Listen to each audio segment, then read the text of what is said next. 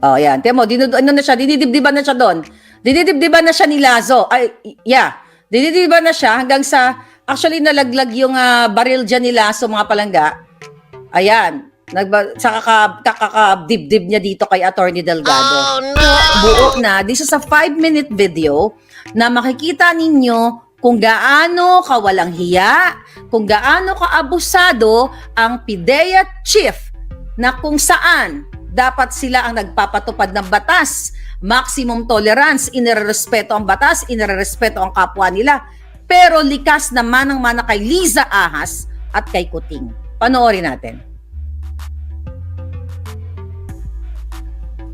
So ayan po, Red Innova arrives with Lazo on board. Stop ko muna, okay?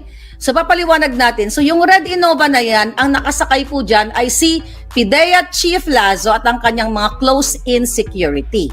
So yung kotse na yan po si Attorney Delgado. Okay, yan si Attorney Delgado. Okay, ngayon, play natin. Ay, sorry, hindi pa pala yun siya. Sorry, hindi pa pala si Attorney Delgado yun. Ito pa pala, parating pa lang. Ayan, si Lazo yan, Delgado arrives. Ayan, Delgado arrives. Ayan na si Attorney Delgado. Alright? So, ayan na siya. Okay, so kakanan dapat siya papasok. Ayan. O, teka, Delgado stops on the opposite lane. Papasok po sana siya dyan kasi yung entrance na yun, kung nasaan yung Innova, yan ay papasok sa PIDEA. Okay, office. Then, okay, paano nga naman makakapasok si Attorney Delgado kung nakaharang ang buwaka ng inang si PIDEA Chief Lazo? Okay, ang sabi dyan sa caption, Delgado waits until the red Innova clears the gate. So nag-antay si Attorney Delgado pero nakaharang pa rin si Lazo. Alright, so play natin. Tanggalin nga muna natin yung sandali lang.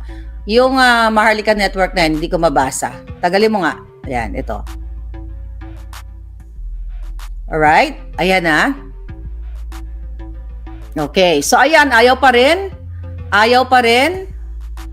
Umalis. Nakaharang pa rin itong si Lazo. Okay, another vehicle from EDSA. Okay, dahil lang. O, may parating. Nakita nyo? The incoming vehicle. Dahil lang tatanggalin ko lang tong ito, kasi hindi ko mabasa. Alright. Okay, go. So, anong sabi dyan? Blocking that the vehicle intends to enter PIDEA, the incoming vehicle overtakes on the right of Delgado. Okay, ito na. So, ayan, nakita nyo, nag-blink, ay nag-hazard yung coaching yon. So, hindi pa rin makapasok si Delgado. Ayan. Gate 1, north. Okay. Notice, basahin nyo. I-off ko muna. Stop ko na. Notice as the rear left door of the red Innova opens violently. So, tignan ninyo, bubuksan yung pinto ng Innova. Tignan natin. Si Delgado, ano po yan PIDEA Chief ang pinag-uusapan natin. Ayan, ang tapang, okay? Yan yung nagduduro-duro na yan. Yan po si Virgilio Buwaka ng Inalaso. Okay? Ayan, sa dinuduro niya, nakita nyo, in-stop ko muna. So, play natin uli. Okay, ayan. So, inano na nila. Ayan. Sinugod. Okay, sinugod. Yung naunang dumuro, si Lazo yon, PIDEA Chief, at yung mga close-in security niya. In-stop muna natin. So, upon opening the driver's side door of Delgado, okay, ano nangyari dyan?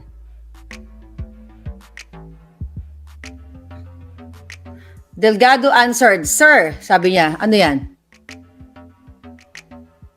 Okay, ang tanong niya dyan, kung siya daw ba ang nagbusina.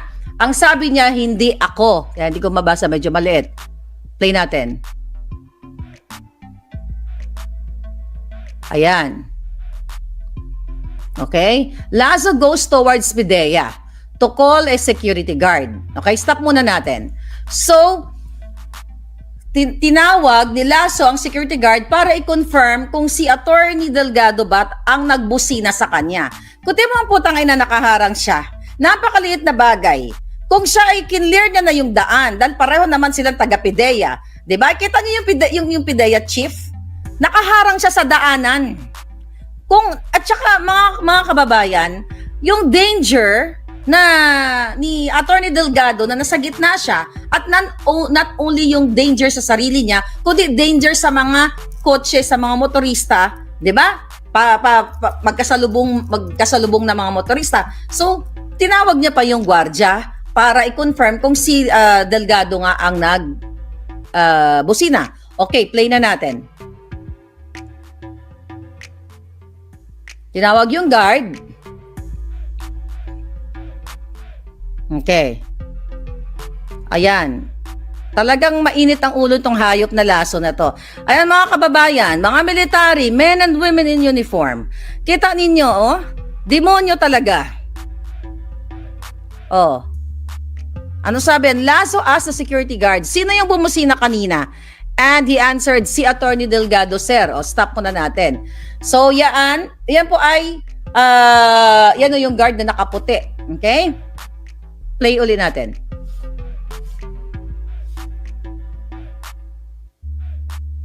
Okay, ayaw niya talagang tigilan. Alright? Ayaw tigilan ni Lazo. PIDEA Chief Lazo. Ang siga, hayop.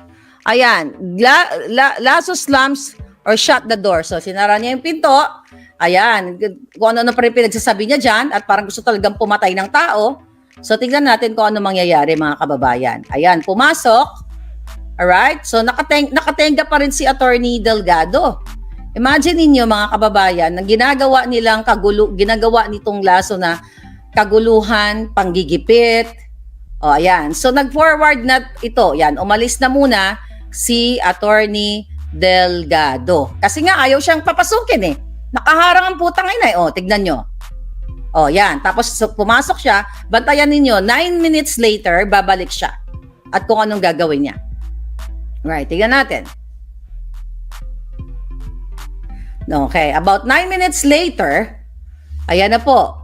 Lumabas uli, o lalabas uli yan si Virgilio Lazo. Yang hayop na yan, well, ayan, nagsiga-sigaan, okay? Ayan, pinuntahan uli nila si Delgado. Anong sabi dyan? Approaches the vehicle. Ayan, pinuntahan na nga nila. Ayan na. Abangan ninyo kung paano gagawin niya kay Attorney Delgado. Okay? Okay, pinabuksan niya. Ayan, tignan nyo. Anong sabi dyan? Lazo demanded to open. Ayan, pinabubuksan niya itong front ng car. Diduduro-duro niya. Okay, si Delgado. Lazo waves his hand. A finger of Delgado's face. Diba? Diduduro-duro niya. Ayan, ang hayop na to. Pinabusina niya. Pinahank niya yung busina. Ayan. Nakita nyo? Okay? Ayan. Tiyan mo, dinidibdiban na siya doon. Dinidibdiban na siya ni Lazo. Dinidibdiban na siya hanggang sa, actually nalaglag yung baril dyan ni Lazo, mga palangga. Ayan. Sa kakadibdib niya dito kay Attorney Delgado. Nakita ninyo? Ayan. Inan niya sa mukha. Dinuduro-duro niya. Okay? So, ayan, nakita. Ayan, doon na lang muna.